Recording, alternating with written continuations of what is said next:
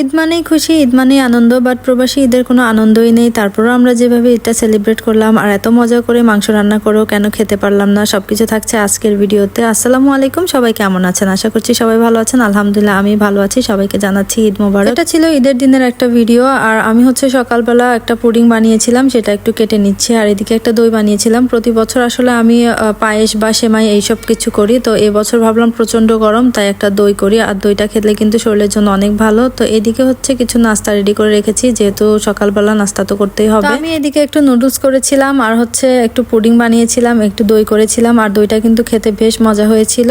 আর এখানে মারিয়াম আব্বু চলে এসেছে মসজিদ থেকে নামাজ পড়ে। আমি আমার সালামিটা নিয়ে নিচ্ছিলাম ঈদের দিন, কারণ কাজ শুরু হয়ে গেলে তখন আর সময় পাবো না সালামির জন্য। আর বছরে দুটো ঈদ, এখন তো বড় হয়ে গেছি, কেউ আর সালামি দেয় না, বাট হাজবেন্ডের সালামিটা তো আর ছাড়া যাবে না, তো নিতেই হবে। আর উনি আমাকে 100 দিরহাম দিচ্ছিল, আমি সেটা নিব না, তাই উনি আমাকে পরে 500 দিরহাম দিল। আর এখানে বাচ্চা পার্টিও চলে এসেছে ওদের সালামি নেওয়ার জন্য। আসলে ঈদের দিন এটাই অনেক আনন্দ, যেহেতু আমরা প্রবাসে থাকি, আর বাচ্চারা তো দেশের যে আনন্দটা সেটা আসলে দেখে না।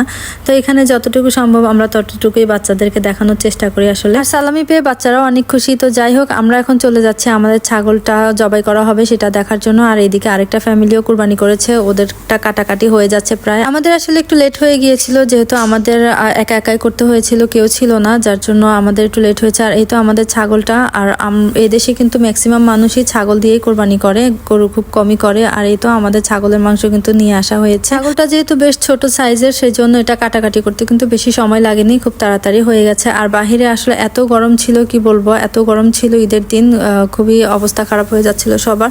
তো আমার যেহেতু আমি একাই ভিডিও শুট করি, সেই জন্য সবকিছু আমি আপনাদের জন্য দেখাতে পারিনি। তো আমি মাংসগুলো খুব ভালোভাবে ধুয়ে তারপর এগুলোকে এখন রান্না করার জন্য চুলায় বসিয়ে দিচ্ছি সব মশলাপাতি দিয়ে। কুরবানির মাংসটা যেভাবে রান্না হোক না কেন আমার কাছে অসম্ভব মজা লাগে। মানে আমরা নর্মালি যে মাংসটা রান্না করি সবসময় যেভাবে খাই সেই টেস্টটা লাগে না, অন্যরকম একটা টেস্ট লাগে। আমি জানি না কেন, আপনাদের কাছে কি মনে হয় অবশ্যই কমেন্ট করে জানাবেন। আর এখানে আমি সব মশলাপাতি দিয়ে পুরো মাংসগুলোই রান্না করে ফেলছি, একটুখানি রেখেছি, বাকি সবটাই আমি রান্না করে ফেলছি। আসলে একটা সময় এই কাজগুলো করতে আমার খুবই ভয় লাগতো, বাট এখন এগুলো আমার কাছে কিছুই মনে হয় না, সব খুবই ইজি লাগে আসলে। এখন খুব ভালো লাগে, আনন্দ লাগে।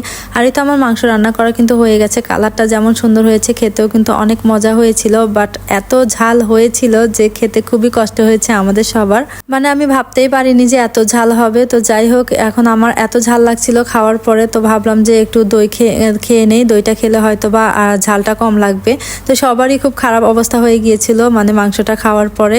তো এই তো দইটা নিয়ে নিচ্ছি, দইটা কিন্তু অনেক সুন্দর হয়েছিল, আর খেতেও কিন্তু অসম্ভব মজা হয়েছিল, এই তো দেখতেই পাচ্ছেন। আর আপনাদের ঈদটা কেমন কাটিয়েছেন অবশ্যই কমেন্ট করে জানাবেন। দেখা হবে নেক্সট ভিডিওতে, সেই পর্যন্ত সবাই ভালো থাকবেন। আল্লাহ হাফেজ।